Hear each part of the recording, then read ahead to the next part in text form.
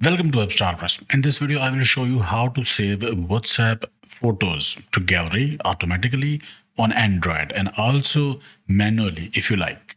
To do that, open WhatsApp. Let's go to a chat. Let me share an image in this chat.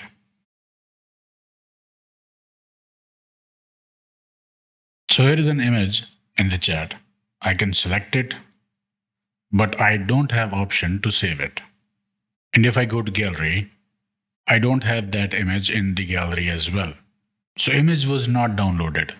We can download this image manually in the gallery.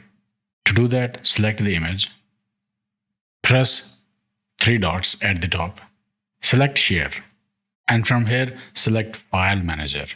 You can also upload it on Google Drive, by the way. I'll select file manager. Here DCIM, camera, paste.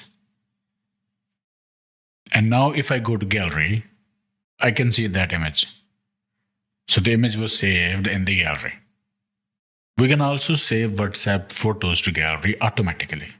To do that, go back to WhatsApp, main interface, select three dots at the top, go to settings, select storage and data, and under media auto download, select when connected on Wi-Fi.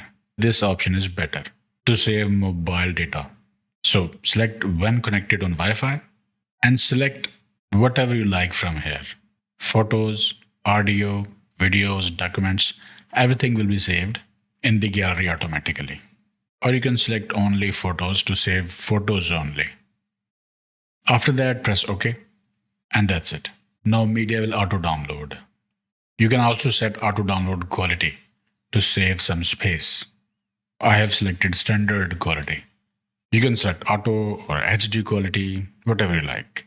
Okay, so this is how you can save WhatsApp photos to gallery automatically or manually. Okay, I hope it helped. Like, share, subscribe, and I will see you in the next one.